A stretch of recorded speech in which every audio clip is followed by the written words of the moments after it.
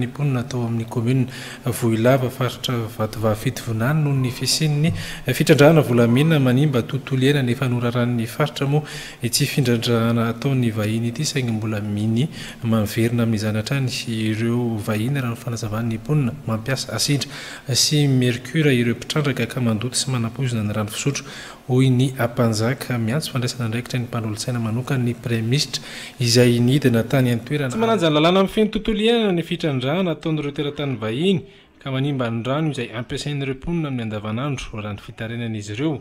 tanendomdoza ny vahoaka satria tany lavitra andrina akoatra ny fisiany tsy fandraisana andraikitra hoy ireo mpanjaka sy solodinan'ny ponina. Nena zany manosika anazy hoe miarobe fatan'ny vahoaka ihany fa voalohany aloha ama Malagasy anahy dia izay no arovako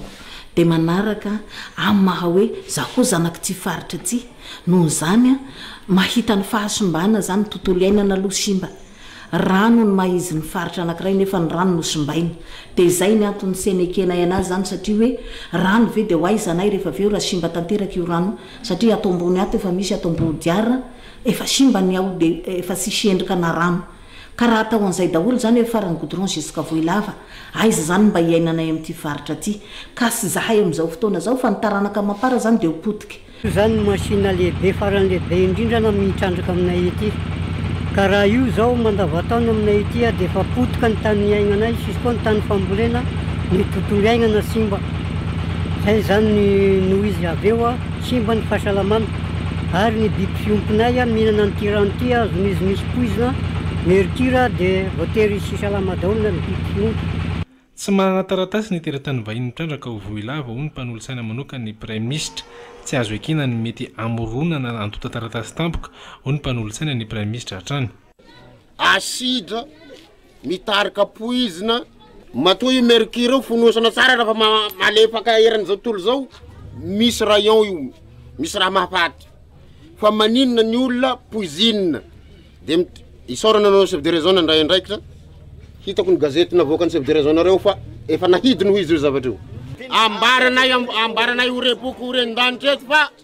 sy manana taratasy fa dia inona zany nataonay fanjakana mijery ny masobena avao zany mijery ny olo sy manana taratasy io fanjakana baroa zany sy mety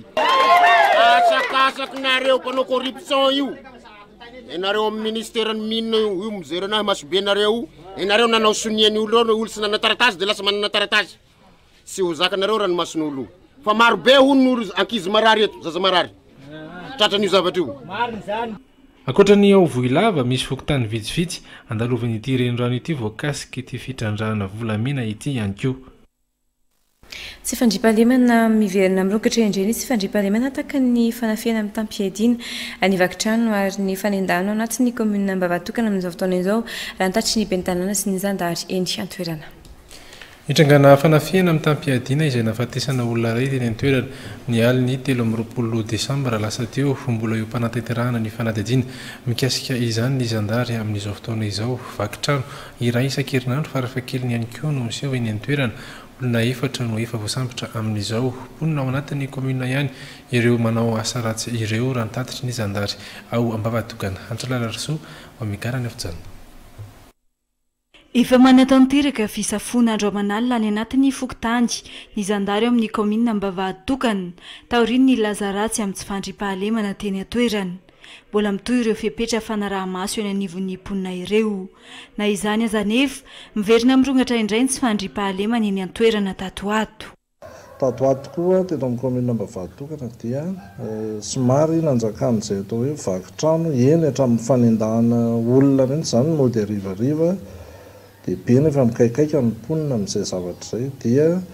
nisy ny fiarahan'ny hetsika manokana nataon'ny commune sy zareo ao amin'ny gendarmerie nationale. Ankoatra ny vakitrano sy ny fanendahana nitrangana fanafiana amin'ny tampiadina nafatesana olona iray ihany koa tao amin'ny fokontany Andohatanjona mbola ao anatin'ity commune ity ny aliny 13 Desambra lasa teo. Nisy tokoa ny fanafiana amin'ny tampiadina tao Andohatanjona ary napalahelo dia